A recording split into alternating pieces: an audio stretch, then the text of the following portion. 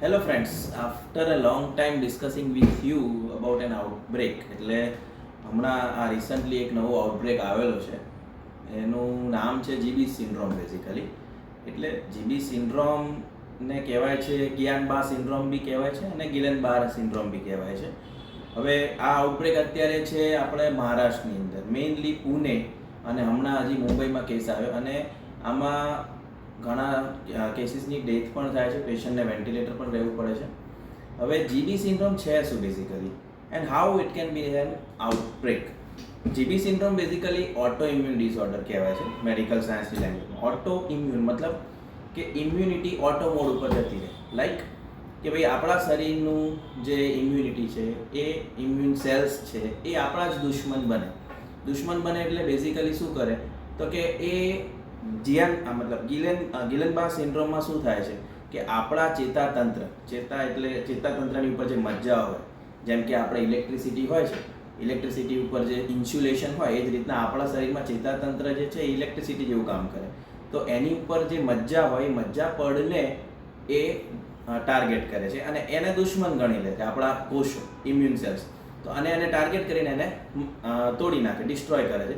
એટલે આપણા શરીરના તંતુઓમાં જે ચેતા પ્રવાહ આવતો હોય એ બંધ થઈ જાય. મતલબ કે સૌથી પહેલાં સિમ્ટમ્સ ગિલેન-બાર સિન્ડ્રોમના શું હોય છે કે સેન્સેશન લોસ થાય, એટલે કે ખાલી ચડી જાય, અથવા તો આપણો હાથ કામ ન કરવા માંડે, પગ કામ, mainly peripheral nervous system affect થાય છે. પેરિફેરલ અને પછી ઓટોનોમસ નર્વસ સિસ્ટમ. એટલે કે પેરિફેરલ એટલે બાહ્યવર્તી ચેતાતંત્ર અને ઓટોનોમસ એટલે સ્વયંવર્તી ચેતાતંત્ર. જ્યારે ઓટોનોમસ નર્વસ સિસ્ટમ ઇફેક્ટ થાય છે, એટલે કે ઓટોનોમસ મતલબ કે જે આપણા બ્રેઇનમાંથી જે ચેતાતંત્રથી આપણા રેસ્પિરેશન એટલે કે શ્વાસોચ્છ્વાસ છે, પછી હૃદયના જે કામ કરતું હોય, તો આ બધા લેવલ ઉપર જ્યારે ઇફેક્ટ થાય ત્યારે એ બધા મેઇન ઓર્ગન્સમાં તકલીફ થાય છે અને પછી પેશન્ટને વેન્ટિલેટર પર રાખવું પડે છે. તો બેઝિકલી આ રીઝન જે સમજાવ્યું તમને કે ભાઈ મજ્જાપડનું ડેમેજ થાય ને સૌથી પહેલાં સિમ્ટમ્સ શું તમને લાગશે પેશન્ટને કે ભાઈ વીકનેસ લાગશે હાથમાં, પગમાં, પછી હાથ કામ કરવાનું અચાનક બંધ કરી દે, અથવા તો પગમાં એકદમ વીકનેસ અને પેરાલિસિસ જેવા સિમ્ટમ્સ આવવા માંડે છે. હવે આવો રોગ તો વળી આઉટબ્રેક કઈ રીતના થાય, એપિડેમિક કઈ રીતના થાય આવા રોગનું, કે આ ઇન્ફેક્શિયસ રોગ છે? ના, ગિલેન-બાર સિન્ડ્રોમ કંઈ ઇન્ફેક્શિયસ રોગ નથી. પણ આ રોગ થવા પાછળનું મેઇન રીઝન જે છે એ બેઝિકલી એક બેક્ટેરિયા છે. એ બેક્ટેરિયા લગભગ 70-80% કેસીસની અંદર આ બેક્ટેરિયા જ મેઇન રીઝન છે. ઘણા લોકોને આ બેક્ટેરિયાનું ઇન્ફેક્શન લાગે છે.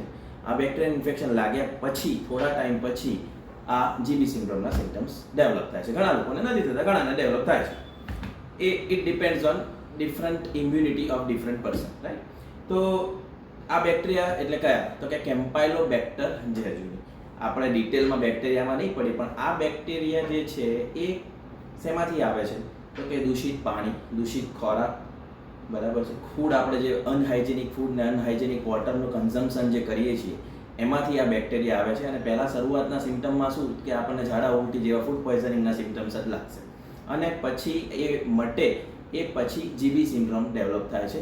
કેમ? કારણ કે આ બેક્ટેરિયાએ આપણા શરીરની જે ઇમ્યુનિટી છે, રોગ પ્રતિકારક શક્તિ, એને સ્ટિમ્યુલેટ કરી, પણ એ સ્ટિમ્યુલેટ તો થઈ પણ એ આડી અવળી રીતના સ્ટિમ્યુલેટ થઈ અને એને પછી એકવાર એ બેક્ટેરિયા મર્યા પછી આપણા શરીરના જ કોષોને દુશ્મન બનાવી દીધા અને જીબી સિન્ડ્રોમ ડેવલપ થઈ ગયું. તો this is the whole sequence of GB syndrome. તો હવે આપણે શું ધ્યાન રાખવાનું? એમાં આપણે સિક્વન્સમાં ના પડતા આપણે શું ધ્યાન રાખવાનું આનાથી બચવા માટે? તો સૌથી પહેલાં તો આપણે જે મેઇન એનું ઓરિજિન છે કે ભાઈ દૂષિત પાણી અને દૂષિત ખોરાક એ લેવાનું, એનું કન્ઝમ્પશન બંધ કરવું પડે. પાણી ફિલ્ટર કરીને પીવાનું, પાણી ઉકાળીને ઠંડુ કરીને પછી પીવો રેગ્યુલર, જે આપણે પહેલેથી કરતા આવીએ છીએ. કોરોના સમયમાં જે આપણે હાઇજીનની પેલું રાખતા હતા એ પ્રમાણે હેન્ડ વોશ કરવાનું રાખો, પછી જમવાનું રાખો. બને ત્યાં સુધી બહારનું જમવાનું ટાળો અને જે સપોઝ જમવાનું થાય બહાર તો જોવાનું કે હાઇજેનિક ફૂડ કેટલું છે, હાઇજેનિક વોટર કેટલું છે. અને ગવર્મેન્ટ છે, પ્રાઇવેટ ઇન્સ્ટિટ્યુશન છે, દરેકને રિક્વેસ્ટ છે કે ખાસ કરીને આપણા રાજ્યમાં અથવા તો ઓલ ઓવર ધ કન્ટ્રીમાં દરેક જગ્યાએ પાણી ફિલ્ટર આવે છે કે નહીં, પાણીની હાઇજેનિક ટેસ્ટ અને પાણીની કન્ડિશન કઈ રીતના છે એ ટેસ્ટ કરે, જેથી કરીને આ ટાઈપના રોગોથી આપણે બચી શકીએ. Thank you.